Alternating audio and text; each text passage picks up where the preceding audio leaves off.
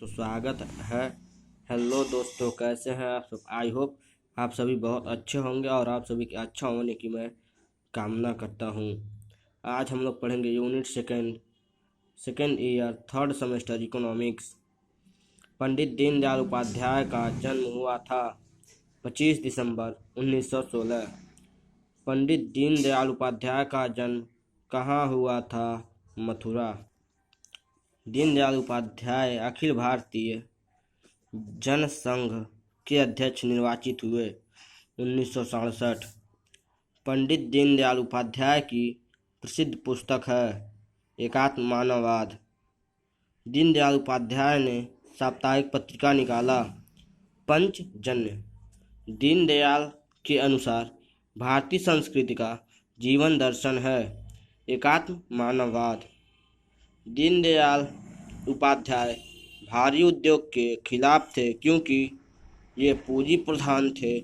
इनका उत्पादन एवं प्रबंधन जटिल था। ये बड़े काम के लक्ष्य के प्रतिकूल थे। उपर्युक्त सभी। दीनदयाल उपाध्याय के अनुसार कौन सी कृति आर्थिक जीवन को नियमित नहीं करती? राजस्व, उपभोगवाद, स्पर्धावाद व वर्ग के संघर्ष का आधार है अनियंत्रित उत्पादन। पंडित दीनदयाल उपाध्याय जी की रचना क्या नहीं है? स्वामी विवेकानंद। पंडित दीनदयाल उपाध्याय क्या नहीं थे? भारत के प्रधानमंत्री। मानव का स्वाभाविक प्रकृति क्या है? जीवित रहने की इच्छा। पंडित दीनदयाल उपाध्याय जी के अनुसार आर्थिक प्रजातंत्र का मापदंड क्या है? सभी को काम का अधिकार। उपाध्याय जी के अनुसार मानव की मूलभूत आवश्यकताएं हैं रोटी और कपड़ा, पढ़ाई और दवाई, मकान, ये तीनों। बुद्धि को विवेक पथ पर बराबर अग्रसर करने का कार्य करता है धर्म। उपाध्याय जी ने पूंजीवाद और समाजवाद के समांतर कौन सी अवधारणा दी है? एकात्म मानववाद।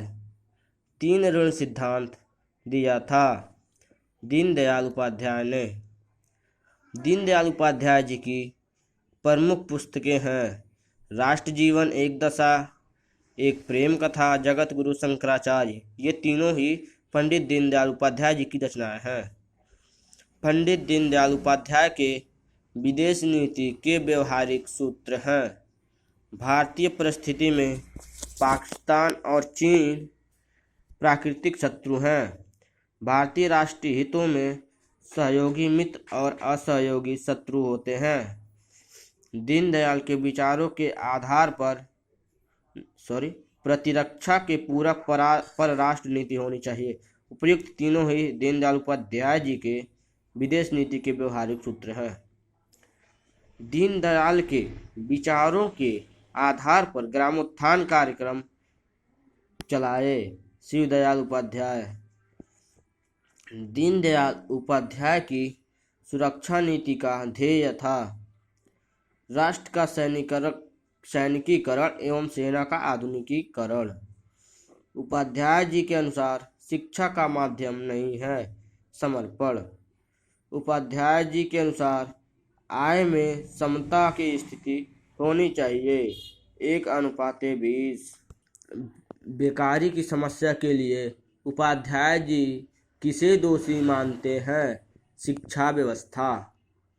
पंडित जी के अनुसार खेती के विकास के लिए किस प्रकार बांध परियोजना उपयुक्त है? छोटी।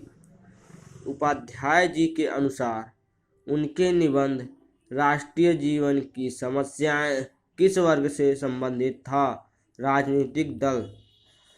उपाध्याय जी ने संपूर्णता की दृष्टि से किस तत्व का उल्लेख नहीं किया है? दृष्टि। उपाध्याय जी निम्न में से किन के साथ बातों को उद्योग नीति के लिए आवश्यक बताया? विश्वेश्वरैया। जी.के. मेहता का जन्म हुआ था 25 दिसंबर 1901। अर्थशास्त्र वह विज्ञान है जो मानवीय आचरण का इच्छा शक्ति अवस्था में पहुँचने के लिए एक साधन के रूप में अध्ययन करता है। यह परिभाषा है जी.के. मेहता की।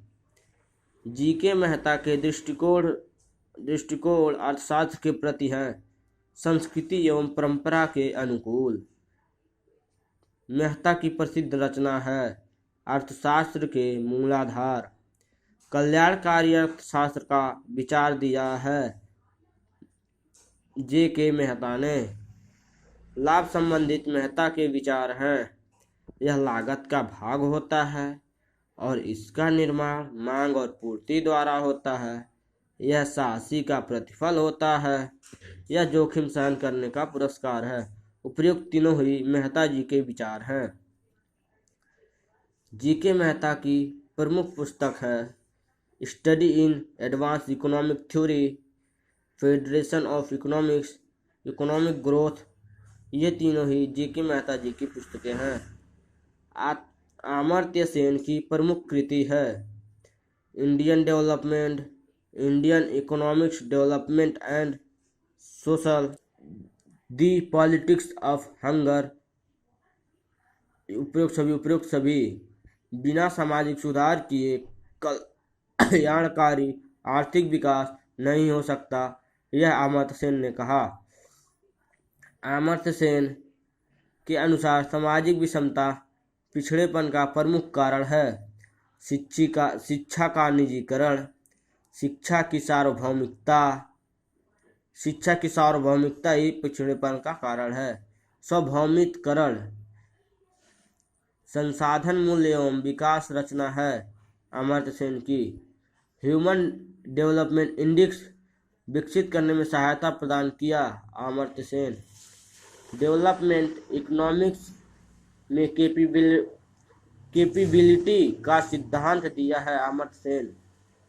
राज्य को ऐसे समाज बनाने पर बल देना चाहिए जहां सभी मनुष्य अपनी क्षमताओं को पहचान सके और उसे विकसित कर सके।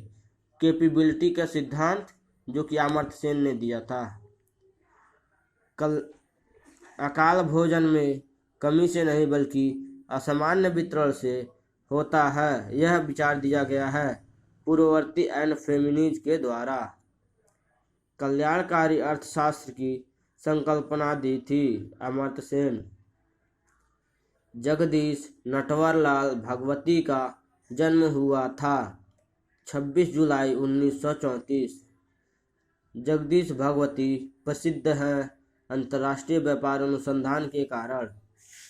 जगदीश नटवरलाल भगवती प्रसिद्ध हैं मुक्त व्यापार हेतु। वैश्वीकरण का शाब्दिक अर्थ स्थानीय या क्षेत्रीय वस्तुओं या घटनाओं को विश्व स्तर रूप पर रूपांतर की प्रक्रियाएं हैं। जगदीश एवं Bhagwati the cost of free trade के लेखक हैं जे.एन. भगवती। प्लेटो का जन्म कब हुआ? 384 ईसा पूर्व। प्लेटो का वास्तविक नाम था एरिस्टोक्लीज। प्लेटो के अनुसार एक आदर्श राज्य की जनसंख्या कितनी होनी चाहिए? 5040। प्लेटो का सबसे महत्वपूर्ण रचना है द रिपब्लिक। प्लेटो की अध्ययन की पद्धति है दार्शनिक व निगात्मक। राज्य व्यक्ति का बृहद रूप है, यह प्लेटो ने कहा था। प्लेटो की रचना में राज्य की व्याख्या है किसमें? The Republic. किसने कहा? राज्य का निर्माण ओक के वृक्ष से नहीं बल्कि व्यक्ति के चरित्र से होता है। प्लेटो। प्लेटो ने व्यक्तिवादी, अनुवादी एवं भौतिकवादी न्याय की मान्यता पूर्णतः खंडन किया। वर्कर महोदय ने। प्लेटो के विचार में कौन सी शासन प्रणाली श्रेष्ठ है? राजतंत्र। प्लेटो का पहला कल्पनालोकीय विचार कहाँ है? कल्पनालोकीय विचार कहाँ है? किसने? मैक्सी ने। किसने प्लेटो को पहला फांसीवादी कहा है? Karl power. प्लेटो के आदर्श राज्य का आधार स्तंभ है। शिक्षा और न्याय, साम्यवाद और राजतंत्र, शिक्षा योजना व स्त्रियों का साम्यवाद, उपर्युक्त तीनों। प्लेटो के समय न्याय के संबंध में कितनी धारणाएं प्रचलन थी? 3। प्लेटो अपने राज्य की कल्पना करता था। सापेक्षिक समानता, ज्ञान ही वास्तविक मत है, यह कथन है प्लेटो का। इनमें से सही कथन है। प्लेटो का न्याय कर्तव्य पर आधारित है। प्लेटो के संबंध में कौन सा सिद्धांत यह मानता है कि न्याय बलवानों का हित है? उग्रवादी। प्लेटो का साम्यवादी सिद्धांत लागू होता है सैनिक व दार्शनिक वर्ग पर। प्लेटो के दार्शनिक शासक के माता पिता होते हैं, अज्ञात होते हैं। मित्रों की संपत्ति पर सबका समान रूप से अधिकार है। पॉलीकार्पस ने कहा, किस वस्तु का उद्देश्य पूर्व निर्धारित होता है? यह किसका कथन है? अरस्तु। किस पद्धति का प्रयोग करते हुए अरस्तु ने राज्य को व्यक्ति से पूर्व बताया? स्वउद्देश्यता। कौन सा आदर्श राज्य की विशेषता नहीं है? समुद्र किनारे से दूर स्थित होना चाहिए। अरस्तु के अनुसार राज्य समुदायों का समुदाय है। इनमें से कौन अंतर्राष्ट्रीयवाद का समर्थक नहीं है? अरस्तु। नागरिकता संबंधी विचारों के संबंध में असत्य कथन क्या है? नागरिकता जन्म या निवास के आधार पर प्राप्त होती है। राज्य परिवारों तथा ग्रामों का संगठन है जिसका लाभ एक पूर्ण तथा आत्मनिर्भर जीवन की प्राप्ति है। यह कथन अरस्तु का है। अरस्तु को ज्ञानियों का गुरु किसने कहा है? दांते। अरस्तु दास संपत्ति का उपकरण है जो स्वामी को अवकाश उपलब्ध कराती है, जिनके कार्यों को करके घरेलू कार्य करके। ये वाक्य पूर्ति है दोस्तों। अरस्तु दास प्रथा का समर्थन किया और कहा कि यह अत्यावश्यक में लाभदायक है। राजनीति विज्ञान के जनक हैं अरस्तु। यूनानी विचारकों द्वारा न्याय को किस पहलू पर बल दिया गया है? नैतिक। किसने संपत्ति को स्वाभाविक माना? अरस्तु। सरकारों के संबंध में सर्वप्रथम व्यवस्थित अध्ययन का वर्गीकरण किया है? अरस्तु। किसने अरस्तु को मध्यम वर्ग का दार्शनिक कहा? कैटलिन। अनुपातिक समानता का सिद्धांत दिया है? अरस्तु ने। परिवार नागरिक गुणों का प्रथम पाठशाला है, किसने कहा? अरस्तु। किसके अनुसार समानता प्राकृतिक और अवांछनीय है? अरस्तु। वितरणात्मक न्याय सिद्धांत का प्रतिपादन किया था? अरस्तु। थॉमस नहीं बल्कि अरस्तु प्रथम उदारवादी था। यह किसने कहा? बर्कर महोदय। अन्याय का जन्म वहाँ होता है जहाँ समान लोगों के साथ असमान व्यवहार किया जाता है, और इसी प्रकार जब यह असमाने के साथ समान व्यवहार किया जाता है। यह कथन है अरस्तु। कानून समस्त वासनाओं से मुक्त विवेक है। यह अरस्तु का कथन है। अरस्तु की पुस्तक नहीं है प्रिंस, बाकी तीनों उन्हीं की पुस्तकें थी। अरस्तु का जन्म हुआ था 384 ईसा पूर्व। अर्थशास्त्र वह सामाजिक विज्ञान है जो वस्तुओं और सेवाओं के उत्पादन, वितरण और खपत का अध्ययन करता है। यह परिभाषा अरस्तु ने दी है। अरस्तु के अनुसार पूर्ति विज्ञान में अध्ययन किया जाता है। धन प्राप्ति के नियम व विनिमय का अध्ययन किया जाता है। अरस्तु का न्याय संगत मूल्य की धारणा है। आत्मकथा व वस्तु की उपयोगिता। द्रव्य कानून की सृष्टि है, यह विचार है प्लेटो का। अरस्तु के अनुसार क्रांति एवं अपराध का कारण है गरीबी। वाणिज्यवाद संरक्षण की प्रणाली और मुद्रा के संबंध में गलत विचारों का संग्रह है। यह परिभाषा एडम स्मिथ का है। वाणिज्यवाद राज्यों को बनाने का साधन है, परंतु यह राज्य के आर्थिक पक्ष को महत्व देता है। यह परिभाषा स्मोलर महोदय ने दी है। ब्रिटेन में वाणिज्यवाद माना जाता है। वाणिज्यवाद, वाणिज्यवाद, व्यापारवाद, उपर्युक्त सभी। वाणिज्यवाद को कोलवर्टवाद के नाम से पुकारा जाता है। किस देश में? ऑस्ट्रिया। वाणिज्यवाद में बल दिया गया है अनुकूल व्यापार संतुलन। कैमेरेलवाद वाणिज्यवाद का नाम किस देश में है? जर्मनी एवं ऑस्ट्रिया। वाणिज्यवाद की विशेषताएं हैं। यह अभ्यस्त अर्थशास्त्रियों का समूह है। यह राजनीतिज्ञों, राज्य कर्मचारियों, व्यावसायिक नेताओं के मस्तिष्क की उपज है। यह किसी व्यक्तिगत वाणिज्यवादी अथवा किसी विशेष देश के वाणिज्यवादियों के विचारों को व्यक्त करता है। उपर्युक्त तीनों वाणिज्यवाद की विशेषताएं हैं। वाणिज्यवाद की उत्पत्ति के प्रमुख कारण हैं दूर के अभौतिक कारण व नज़दीक के भौतिक कारण। वाणिज्यवाद विचारधारा का जन्म कब हुआ था? 15वीं शताब्दी। ब्याज के संबंध में जब मुद्रा कम होती है और ऋण लेने वाले अधिक होते हैं तो ब्याज दर बढ़ जाती है। इसके विपरीत जब मुद्रा की अधिकता होती है और चाहने वाले कम होते हैं तो ब्याज दर घट जाती है। यह कथन सर जॉन लॉक महोदय का है।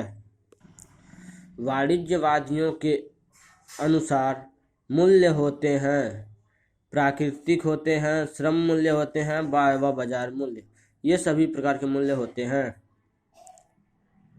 मूल्य वस्तु की उत्पादन लागत पर निर्भर करता है। उत्पादन लागत में उन्होंने भूमि और श्रम को सम्मिलित किया। यह कथन पिट्टी महोदय का है। श्रम संपत्ति का पिता एक सक्रिय कारण है जबकि भूमि उसकी माता है। यह कथन पिट्टी महोदय का है। कर के संबंध में वाणिज्यवादियों के विचार थे। प्रत्येक व्यक्ति से उतना ही कर वसूला जाना चाहिए जितना कि उसे सरकार से लाभ प्राप्त हुआ है। व्यक्ति को से उनके खर्चे के अनुपात में कर लिया जाए। उत्पादन कर अधिक लिया जाना चाहिए। उपर्युक्त सभी वाणिज्यवादियों के विचार थे। थॉमस मनु थे समाजशास्त्री। मनु के अनुसार राज्य को समृद्ध करने का उपाय है प्राप्त उपहारों से, अन्य राष्ट्रों की खरीद द्वारा। इनमें से कोई नहीं मनु के अनुसार समृद्ध करने के राज्य के उपाय हैं। पैसे से व्यापार होता है और व्यापार से धन बढ़ता है, यह थॉमस मनु ने कहा था। विलियम पेट्टी का जन्म 25 मई 1623 ईस्वी को हुआ था। विलियम पेट्टी मुख्यतः प्रसिद्ध नहीं थे हिंदी अर्थशास्त्री। पेट्टी का अर्थशास्त्र से संबंधित पुस्तक है टैक्स और योगदान। पेट्टी की पुस्तक है करों और योगदानों का ग्रंथ। वाह। पेट्टी की पुस्तक है पेट्टी के अर्थशास्त्र से संबंधित पुस्तक है टैक्स और योगदान।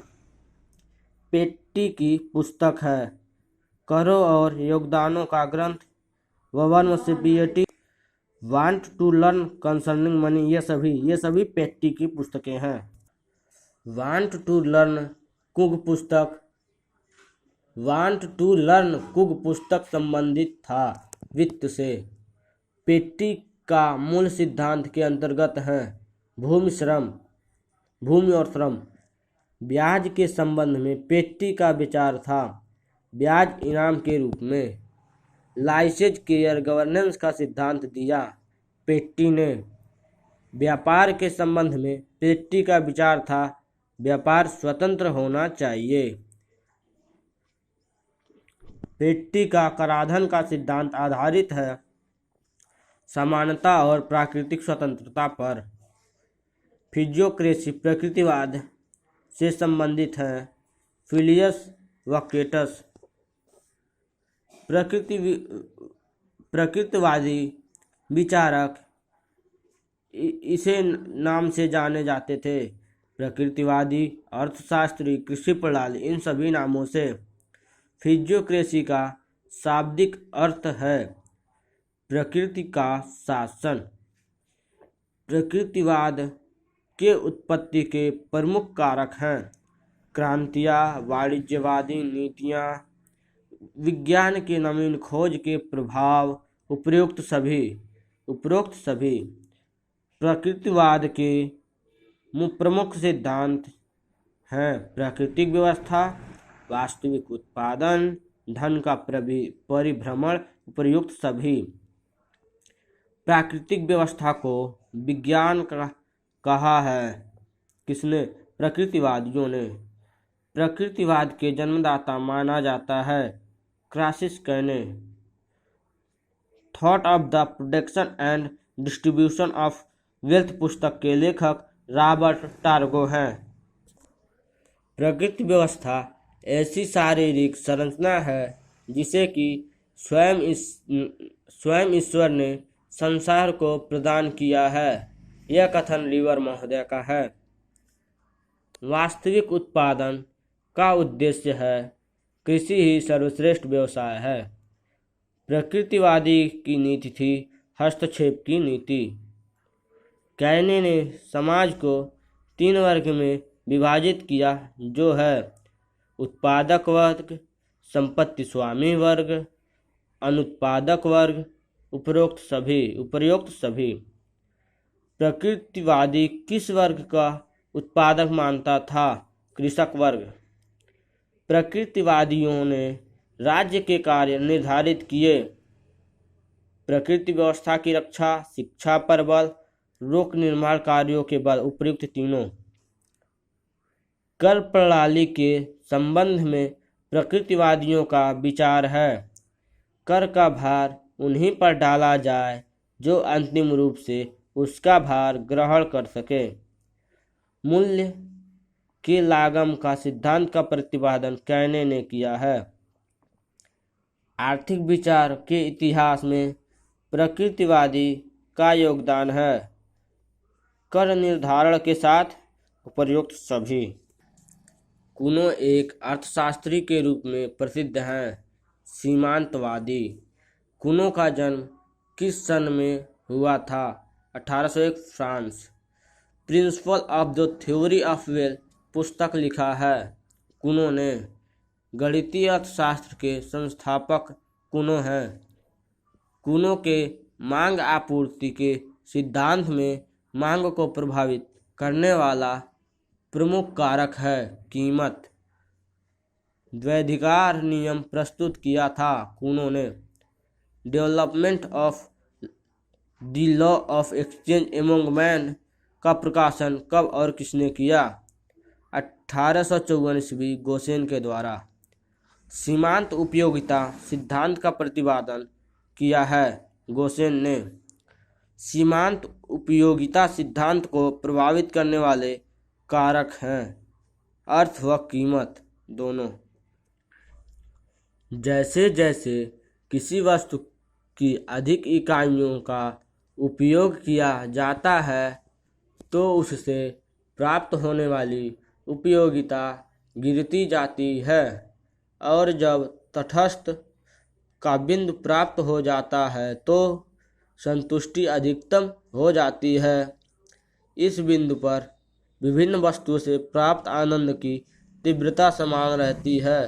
यह विचार गोसेन ने दिया है।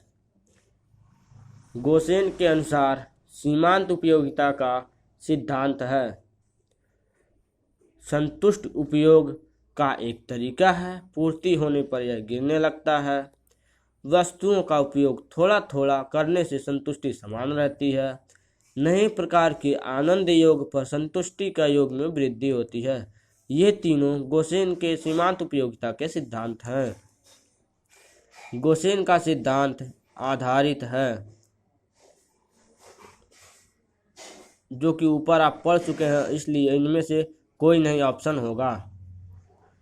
गोसेन ने उत्पादन अधिक करने हेतु किस पर बल दिया है? भूमि पर सामाजिक नियंत्रण का। विलियम स्टैनले जुबक्स संबंधित हैं, 1835 इंग्लैंड। राजनैतिक अर्थव्यवस्था के सिद्धांत पुस्तक लिखा है जीवंश महोदय। किसने कहा?